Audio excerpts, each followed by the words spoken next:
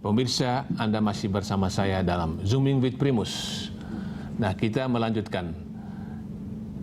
Saya tadi mau ke Migrant Care tadi, yang sudah nggak sabar mau bicara tadi. Tetapi karena belum kelihatan, ke Pak Ahmad Sulintang. Tadi kan Pak Beni menyebutkan itu banyak sekali. Nah, supaya terang benderang kepada seluruh bangsa Indonesia, silakan Pak merespons. BPJS. Ya, terima kasih Pak Primus.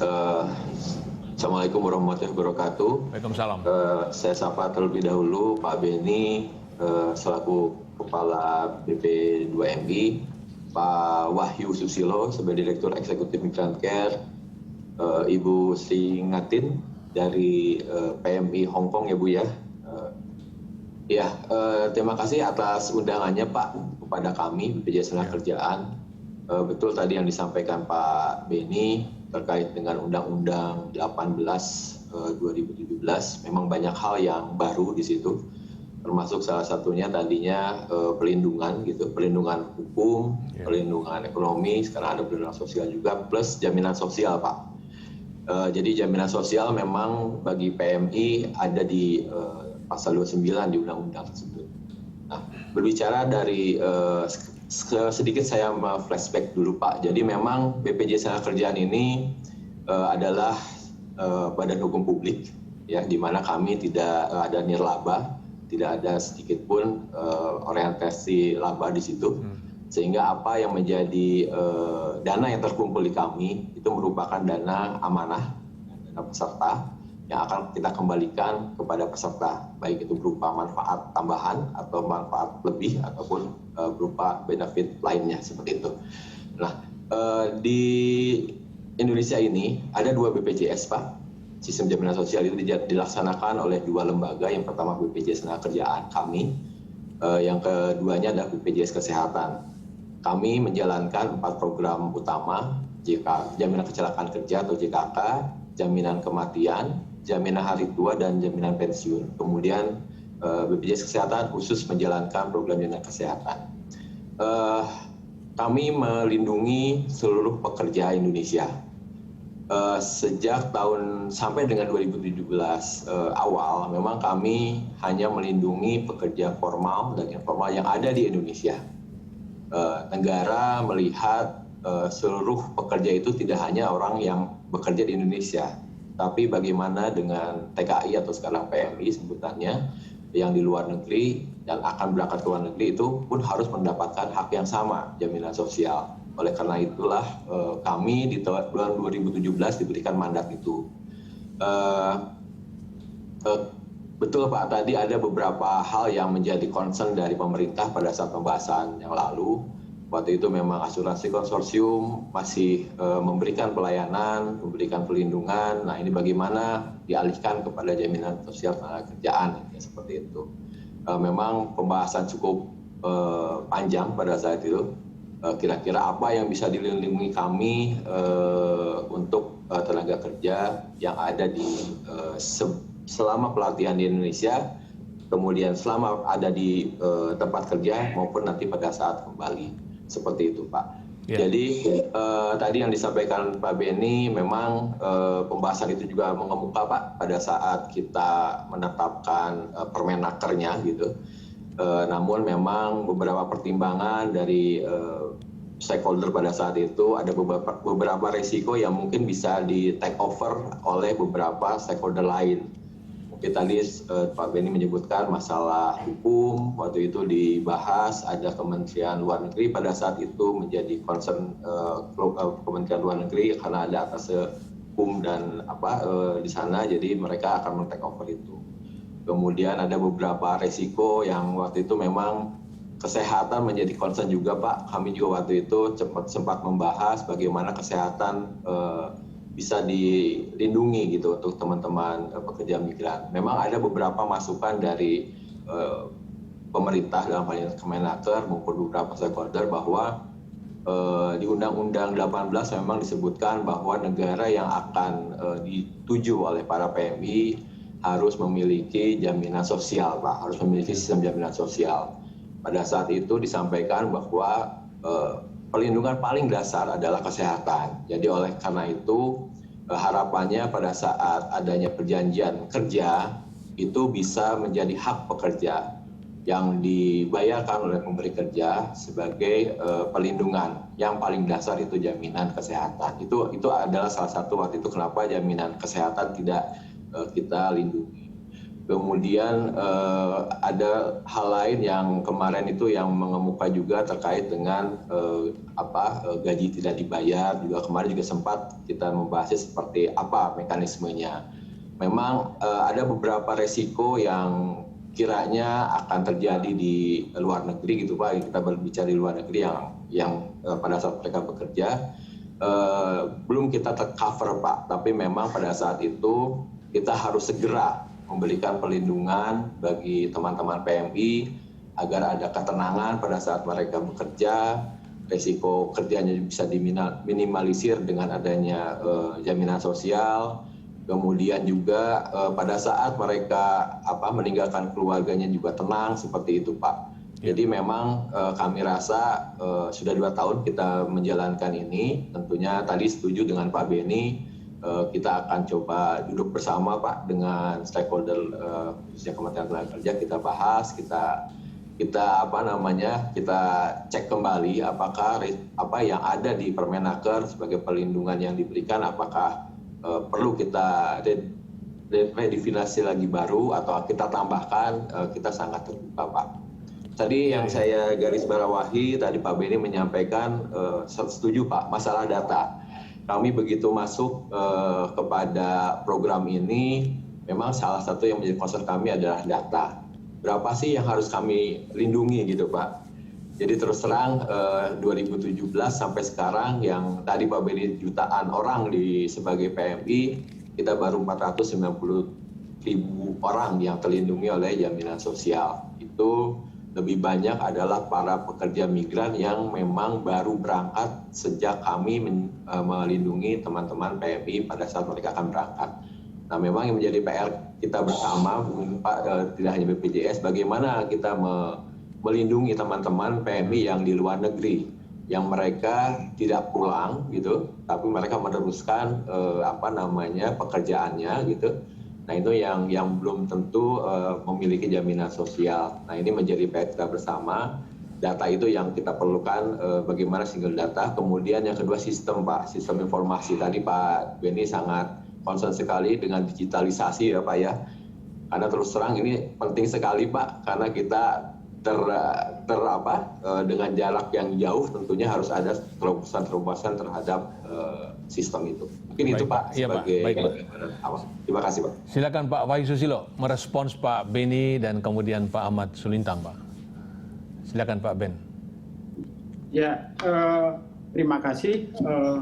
Saya kira apa yang disampaikan Pak Beni sebenarnya sudah ini persoalan puluhan tahun ya, bahkan persoalan yang sudah pergantian rezim itu nggak pernah berubah ya, situasi seperti itu.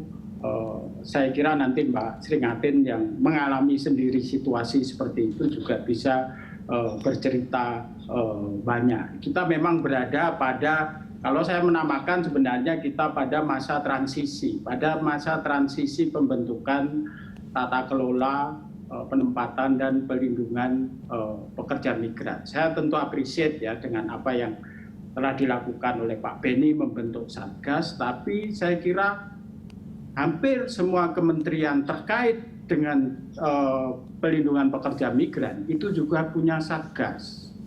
Kementerian Ketenagakerjaan punya Satgas TKI non prosedural. Kementerian Sosial punya Satgas pekerja migran bermasalah.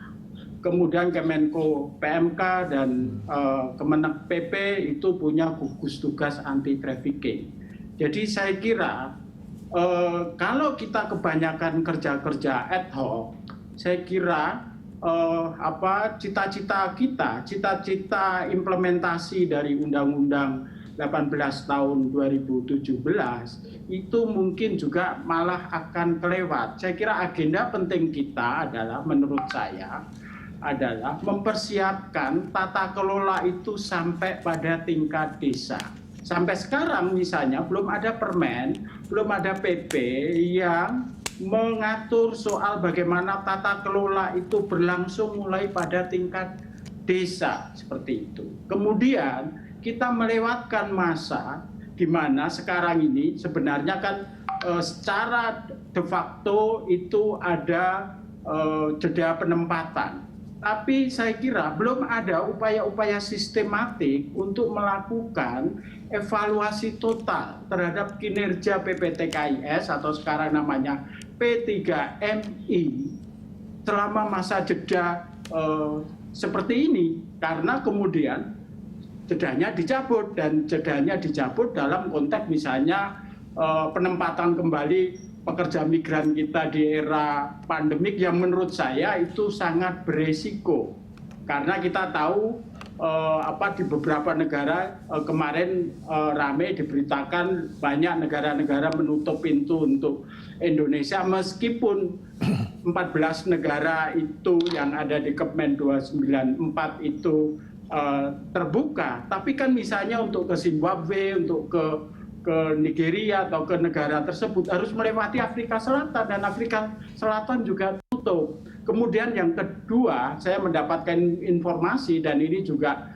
hasil pantauan dari Migrant Care, pemahaman sepihak ya dari para perekrut, para P3MI tentang pembukaan kembali penempatan pekerja migran dimanfaatkan seluas-luasnya untuk perekrutan ugal-ugalan. Semua mengatasnamakan Nilo, Kemenaker dan BP2MI sudah buka. Ayo mari kita. Dan kemudian yang terjadi adalah potensi perekrutan ugal-ugalan ini akan menimbulkan juga potensi mereka terjerat dalam sindikat perdagangan manusia. Karena mereka tidak, P3MI ini tidak menjelaskan bahwa pembukaan ini dengan syarat dan ketentuan yang sangat ketat seperti itu. Itu karena sampai sekarang kita tidak pernah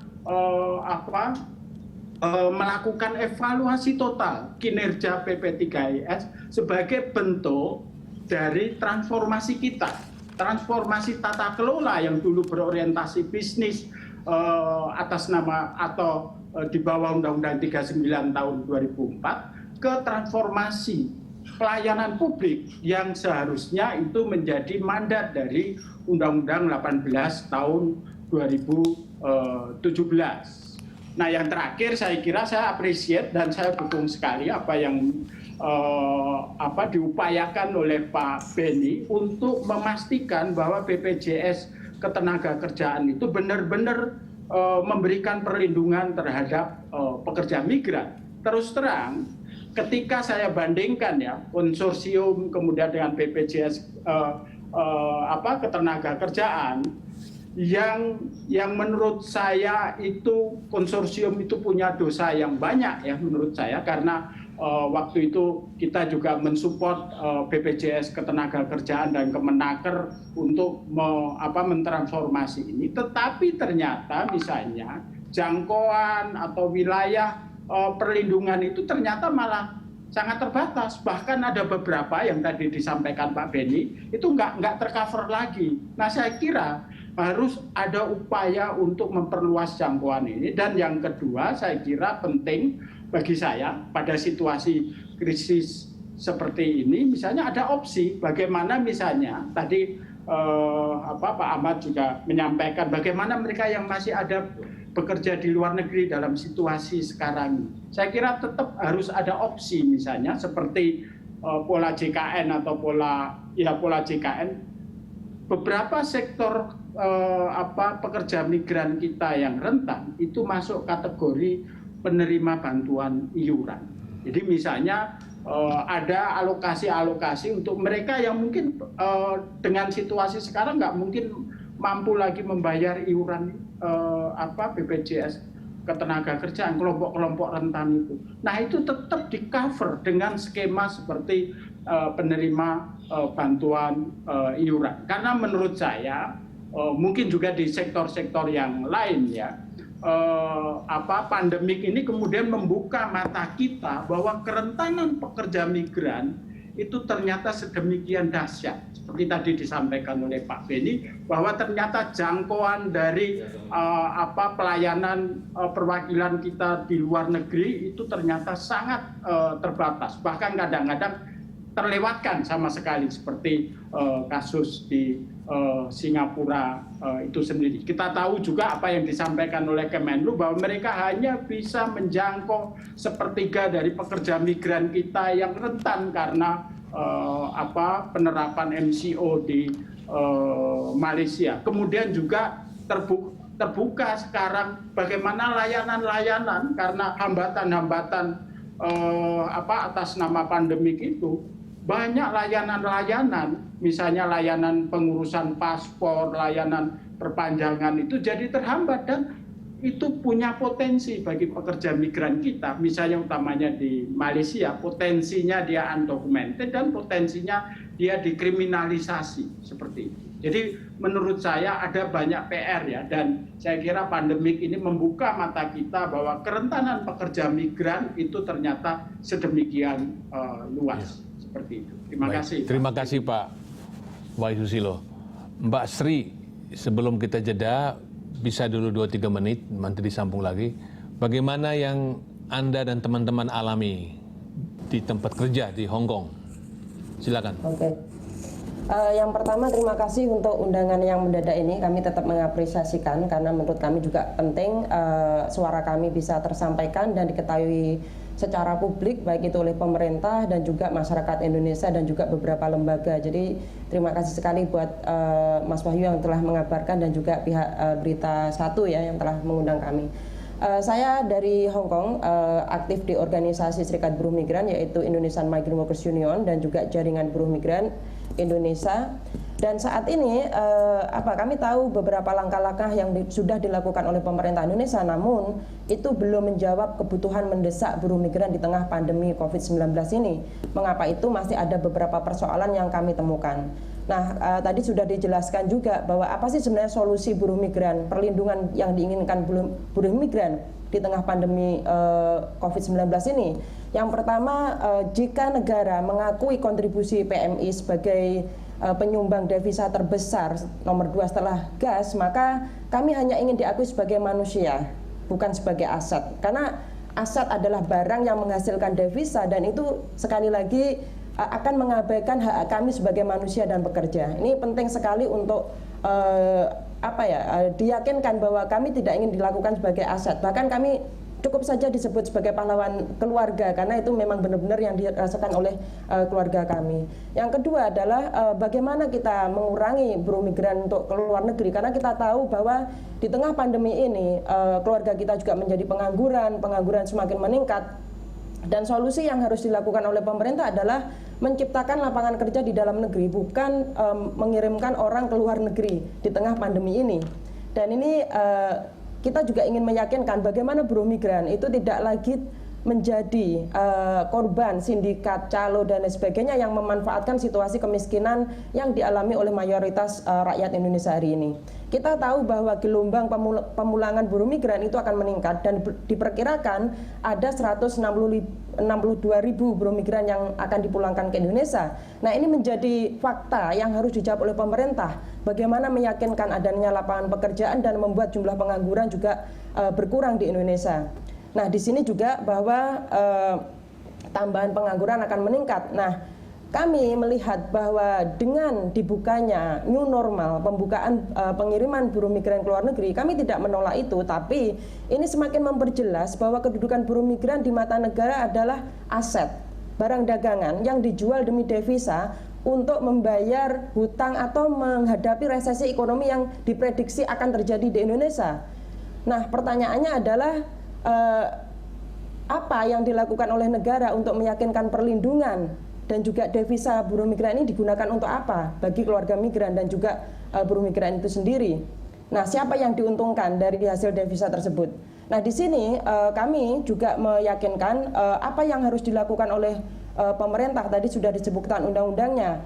Tapi bagaimana jika ada korban yang akan melaporkan? Kami di luar negeri sangat kesulitan mengakses pengaduan yang hanya dilakukan di negara penempatan, yang hanya KJRI atau KBRI itu hanya sebagai lembaga yang menyampaikan atau mediator yang akan menyampaikan ke Indonesia, penyelesaiannya tetap di Indonesia. Nah, ini yang juga harus dijawab. Korban pelecehan seksual, korban PJTKI, korban biaya penempatan itu sampai hari ini tidak tahu kemana harus meyakinkan uang kami dikembalikan.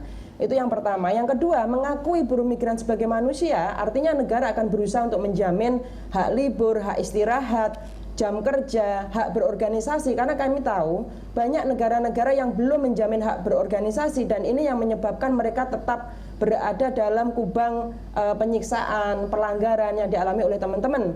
Nah, peran organisasi itu tidak bisa diabaikan negara. Kami yang berada di garda terdepan dalam melindungi teman-teman di luar negeri agar mereka terbebas dari segala macam pelanggaran ataupun pelecehan yang dilakukan oleh majikan ataupun oknum tertentu.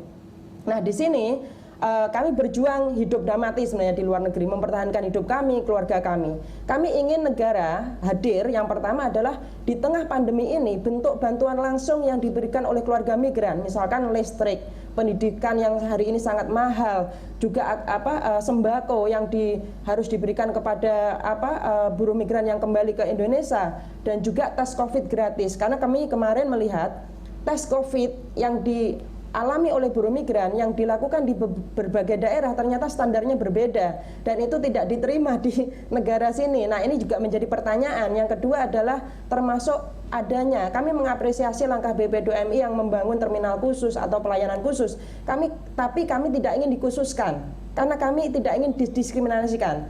Kami sudah menghadapi virus corona, kami tidak ingin menghadapi virus diskriminasi. Jadi niatnya baik, tapi bagaimana meyakinkan agar ini tidak mengkhususkan dan kemudian menjadi diskriminasi. Dan yang kedua juga ada beberapa kemarin pertanyaan teman-teman, mengapa Wisma Atlet hanya di Jakarta? Mengapa tidak dibangun di berbagai debarkasi atau bandara yang itu otomatis mengurangi biaya yang dikeluarkan oleh buruh migran untuk cuti ke Indonesia. Nah, ini nanti mungkin bisa dipertimbangkan karena ini menjadi persoalan lagi dan juga Wisma Atlet nggak aman karena kemarin ada pencurian, ada oknum. Nah, kemana teman-teman harus melapor? Nah, ini juga menjadi persoalan penting yang harus dilakukan oleh pemerintah. Nah, di sini kami akan mendukung apapun langkah-langkah yang dilakukan oleh pemerintah. Nah, pertanyaannya bagaimana kami akan dilibatkan dalam membuat kebijakan, karena kami di luar negeri yang sudah membangun organisasi atau organisir itu sering dilupakan.